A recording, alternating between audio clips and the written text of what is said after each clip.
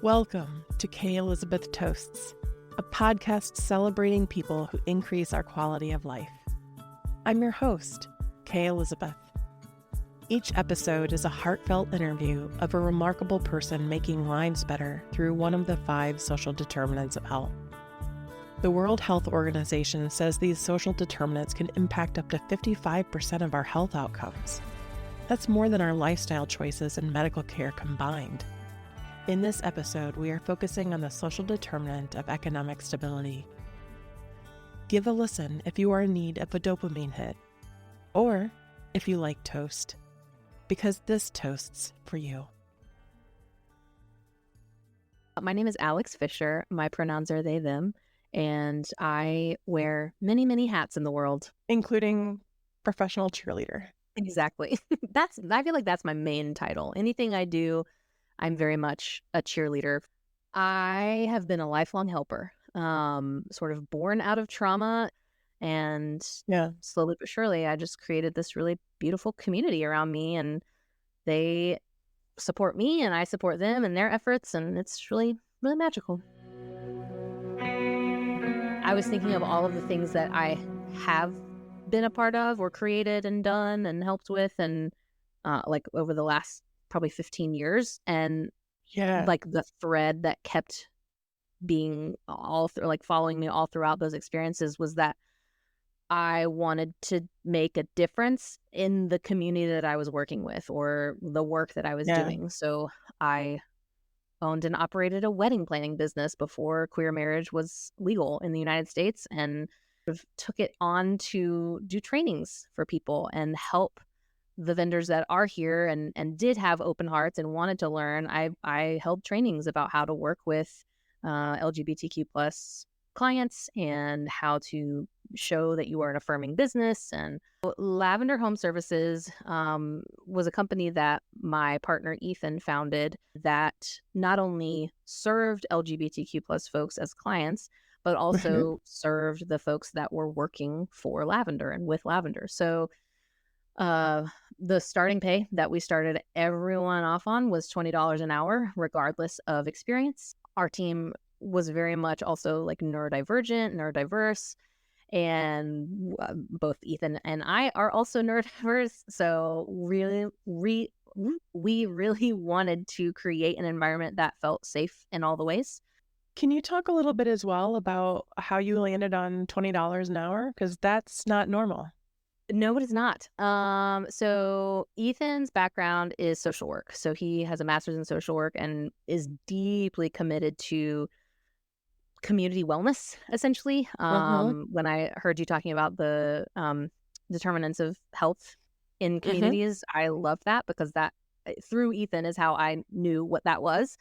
And anything that he starts or puts his mind to is going to be centered around community. And one of those determinants is financial stability. And that is a huge thing. He was like, no, I'm not going to do that. I'm going to pay a living wage, even above living wage here in the area that we live. Because number one, that's important. People need to be able to pay their bills and feel financially stable. And number two, the work that we were doing was laborious. Like it takes a lot of work to clean houses for 10 hours a day. Like that's a lot of energy and time.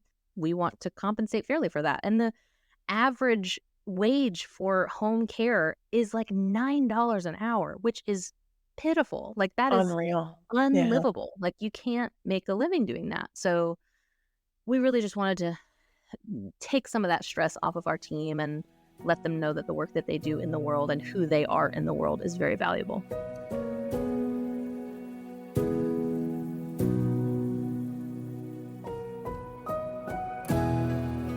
Like if I am trying to pour from an empty cup, like I'm not able to do anything for the community that I want to serve. So, yeah. So speaking of empty cups, what fills your cup? So many things. Something that I do regularly, aside from like my daily living and being around the humans that I love, is making adult hygiene kits for an organization called Food Not Bombs. That happens every Sunday in my garage. We make 150 of these little like Ziploc bags full of toiletry items and nail care and food and beverages and things like that to hand out. So Food Not Bombs is a worldwide organization. It's a mutual aid organization. So it's not based on the concept of charity or anything like that. It's their tagline is solidarity, not charity. And Hmm. it's really an opportunity for folks to volunteer and give their time and effort and resources to an organization that is completely volunteer run from the top to the bottom.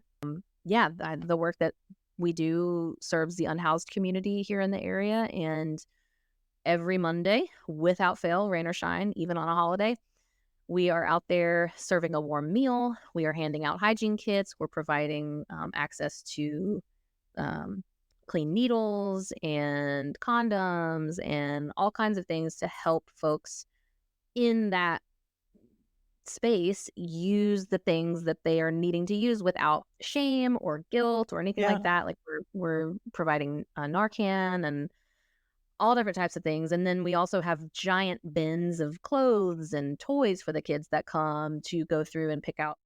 So wait, okay. So you make hygiene kits in your garage.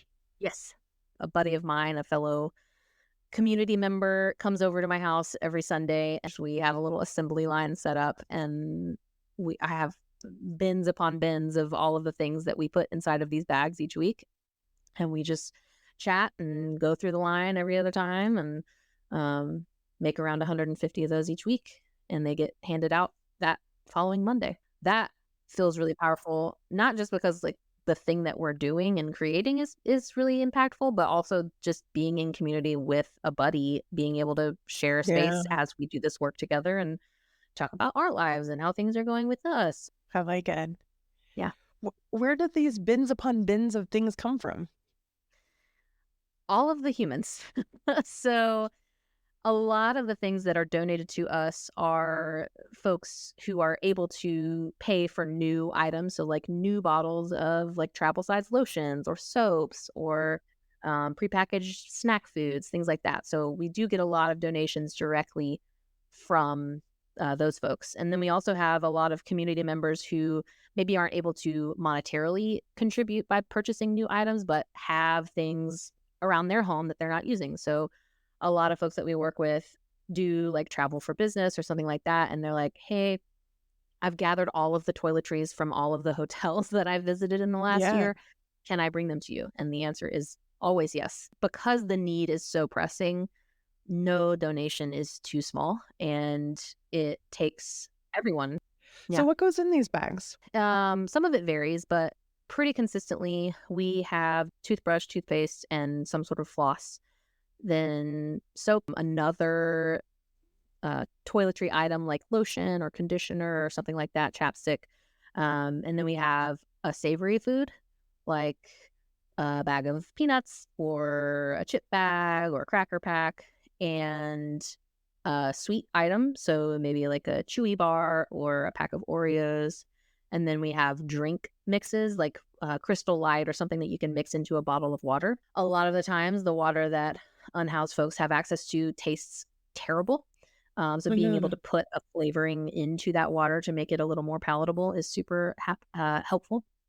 Then we put condoms, Band-Aids, Advil, a couple pieces of candy. A lot of the times we have socks donated, a little tea light candles, lighters or matches. Yeah, a lot of different things.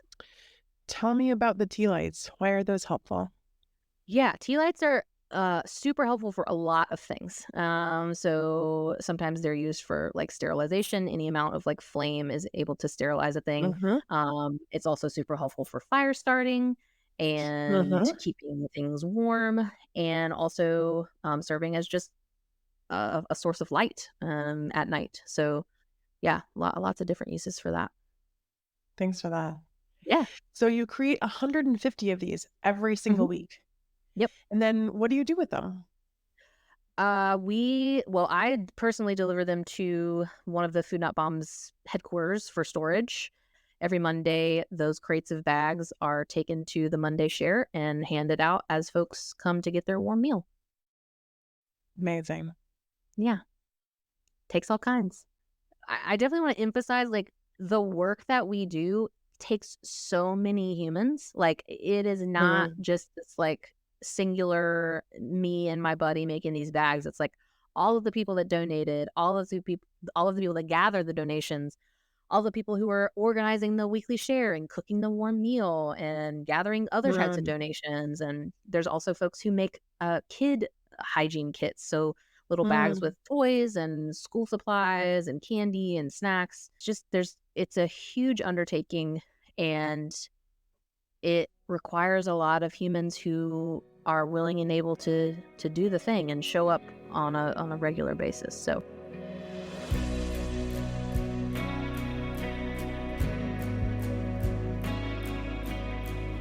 Can we go back to the difference between charity and mutual aid?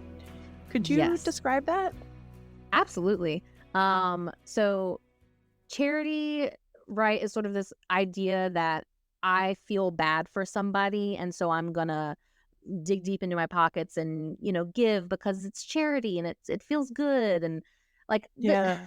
yeah, there's nothing really wrong with that. Like the intention is kind usually. But more so the idea of mutual aid and solidarity is that you are considering the people that you are providing care and services for to be your community.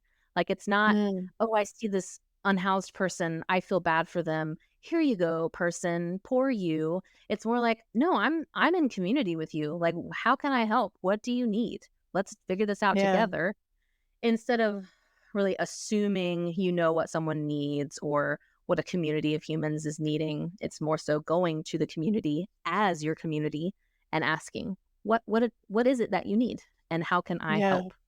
How did it come about that you were like, yes, in my garage, we're just going to put Yeah. together? Like, I want to acknowledge that the garages seem to be the places where everything happens that has meaning Yes. in the world.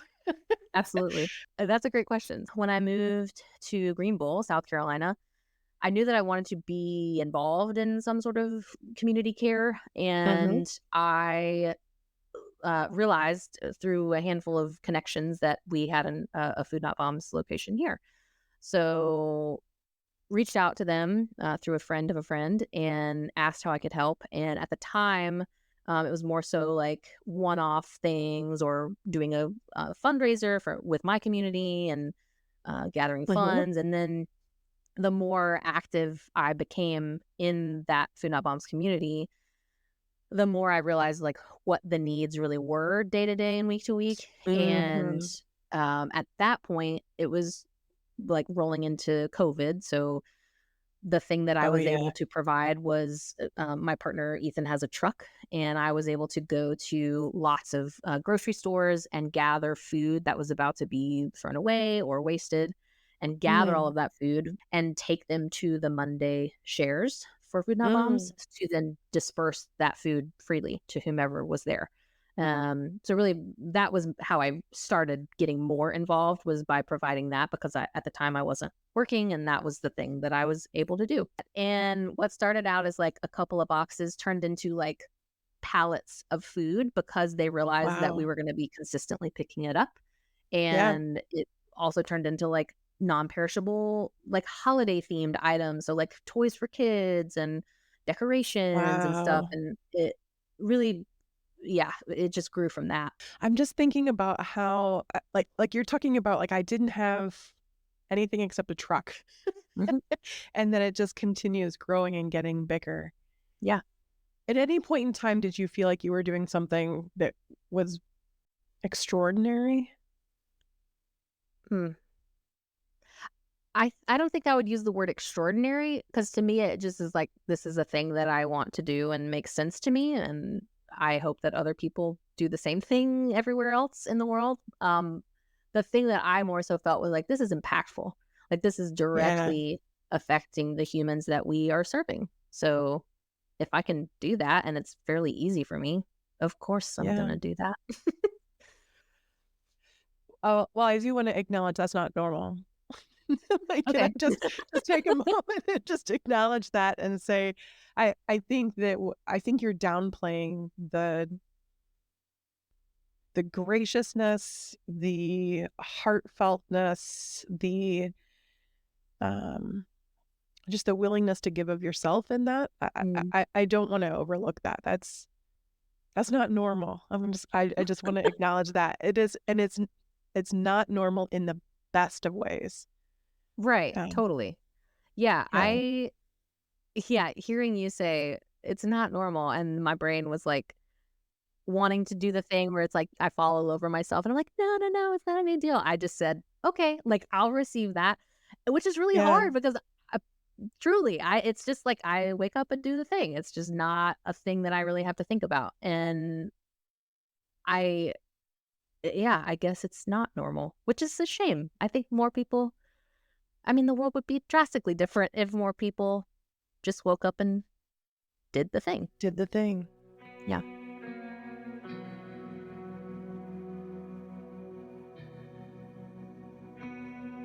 I remember one year and they had a ton, probably like 2 pallets worth of apple cider. Yeah. And my friend called me up and was like, "Hey, I don't know if this is a thing you can use, but can you come pick these up?" And I was like, "Absolutely." So we took a handful to the Monday share and then just drove around the city finding folks. So a lot of the folks that we work with are unhoused. So we took some to some of the encampments. And then some of the folks that we work with are just in like low income, poverty Yeah. level living situations. And we deliver stuff to their houses directly. So it's a little of this, a little of that. So you got to be the apple cider fairy. Yes, absolutely, which is the best. That should have been my work title that I typed in here. The Apple apple cider cider fairy. fairy. Yes. Were there any memories or powerful moments that just kind of stick out in your mind in addition to the apple cider?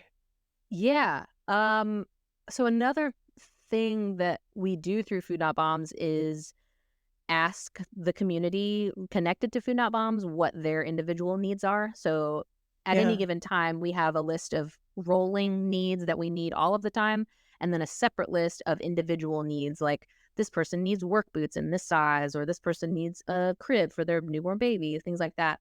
Um, we have regular requests for folks who are housed but don't have access to money for furniture or things like that. And one of the times that I was able to deliver a mattress set to a family, it was just one larger family and they were all sleeping on the floor. And so now they had a bed. It was a king Mm. size bed that they were all able to congregate on when it was bedtime. And yeah, just like the difference that even like not having to sleep on the floor makes. Yeah, maybe some of these folks are in a house, but they aren't able to afford to buy a mattress for every single person that's living in the house, and not able to buy the furniture that holds their clothes and things like that. So being able to see the direct impact when we go in person to deliver the things that we're delivering and help them, put it into their space or move it in so they don't have to lift anything. And Yeah. just, yeah, being in community with folks is a really powerful thing. I highly recommend it. That's the closing. Being in Yeah, community highly is recommended. highly worth it. Highly Yes. recommend. Yep. 10 out of 10. Yep. Every time. No, if anyone took anything away from this interview, I would hope that they would realize if you are working as a part of a team to help out your community, regardless of the thing that you personally are doing, it helps create the bigger action. So if you're feeling discouraged, look at the bigger picture.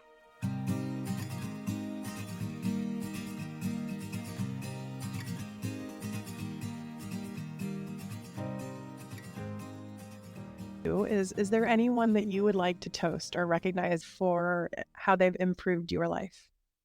Hmm. Oh gosh, I have lots of people to thank. I'd like to thank the Academy. No, I think my main one, um, gosh, that's really hard. What a beautiful thing that I have a difficult time deciding who to thank because I have so many people. I think the one that feels most prescient is Ethan, my partner.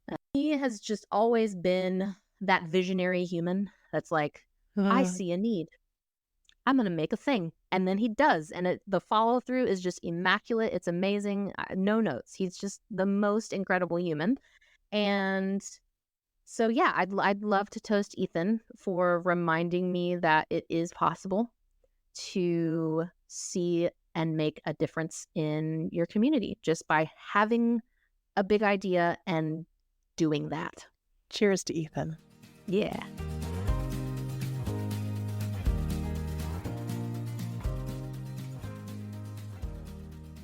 Alex, cheers to you for taking action when you see a need and for being responsible and holding yourself responsible for showing up. And I think mostly for building community that to make others feel like they're a part of a community too. Because I think that's where value and hope comes from. So thank you for building community wherever you are and wherever you go. And for whatever project you're on, because it sounds like you move from project to project, and it almost sounds like it's a legacy that you're leaving community in your wake as you go on to new things. Way to make me cry. Thanks. Thank you. The word legacy got me. Like, that is the thing that I truly hope that I have done when I die. Like, here is a thing that can be weighed and measured that I helped create. So, thanks. Thank you. I was also just talking with a friend about how helpers need helpers. Like, we need the reminder from other kind, caring, observant people that the work that we do in the world is good. So thanks for giving that to me, because I rarely seek that out or ask when I need a reminder. So yeah, because we just keep giving until our cups are emptied, right? And then we're like, oh, snap, like I gotta find something. But right. Yeah. Yep. Yeah. When you're just doing it, you don't think about the doing. You're just doing it. And to then sit for an hour and talk about all of the things that you do, like just hearing me say it out loud, I was like, oh, yeah, I guess that's not normal. And then you confirming that, I'm like, oh, okay. Yeah. Got it. Yeah. Yeah. You're changing the world. Now it's time for your toast. My name is Lee, and I'm a 38-year-old writer of literary fiction. I want to toast my high school orchestra director, Mark Gitch. His passion for music was infectious, and he taught me the value of being persistent and detail-oriented, but it was his generosity that earns this toast. I grew up with limited means, yet Mark got me tickets to see Joshua Bell play with the Minnesota Orchestra, and always made sure to leave the orchestra room unlocked so I could come in after hours and compose on the computer using a program I never could have afforded at home. Here's to you, Mr. Gitch. Now it's your turn. Honor someone who has positively impacted your life by recording your own toast at ketoasts.com. Thanks for joining us. And if you enjoyed this episode, please tap the follow button, rate us using the star button, and share this podcast with someone to keep us going. Then go toast up some bread, because every positive action is worth toasting. I realized I better human up, as I like to call it, and find all my humans. So I am naturally incredibly extroverted and really good at talking to strangers and saying, hi, my name's Alex. My pronouns are they, them. Can we be friends? We have some of the best humans in our circle. I think that, yeah, I am getting teary-eyed talking about them because I feel incredibly lucky, and all of the things that we are capable of doing together feels really powerful. A little like Miss America. Like, Yeah. what would you do? Awesome. I feel like I would be Miss Congeniality at a Miss America contest.